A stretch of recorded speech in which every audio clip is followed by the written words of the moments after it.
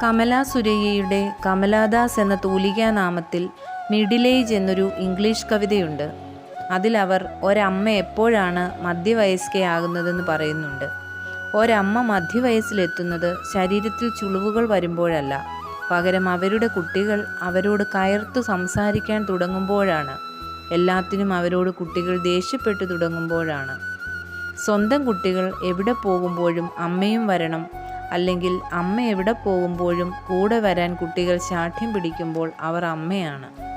എന്നാൽ അമ്മ കൂടെ വരണ്ട എന്ന് പറഞ്ഞു തുടങ്ങുന്നതോടെ, അല്ലെങ്കിൽ അമ്മ അവിടെ ഒറ്റയ്ക്ക് പൊയ്ക്കോളൂ എന്ന് കുട്ടികൾ പറഞ്ഞു തുടങ്ങുന്നതോടെ ആ അമ്മ മധ്യവയസ്സിലെത്തിയിരിക്കുന്നു എന്ന് കവയിത്രി വിശദീകരിക്കുന്നു. എന്നാൽ കുട്ടിക്കാലത്ത് അമ്മയുടെ കൂടെ പോകാൻ കുഞ്ഞ് ആഗ്രഹിച്ചതിലധികം മധ്യവയസ്സിൽ അമ്മ തൻ്റെ മക്കളുടെ കൂടെ പോകാൻ ആഗ്രഹിക്കുന്നുണ്ടാകുമെന്ന സത്യം കമലാദാസ് പറഞ്ഞു വയ്ക്കുന്നു.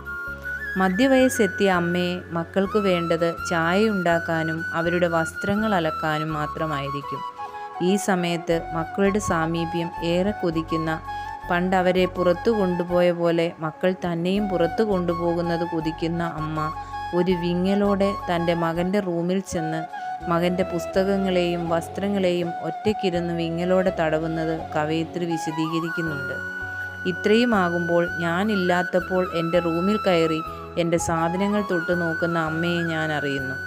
ഞാൻ എൻ്റെ മക്കളെയും കൊണ്ട് പുറത്തു പോകുമ്പോൾ അമ്മമ്മയെയും കൂട്ടുമോ എന്ന് എൻ്റെ മക്കളോട് ചോദിക്കുമ്പോഴുള്ള അമ്മയുടെ ചിരിയിലെ കണ്ണീര് ഞാൻ അറിയുന്നു.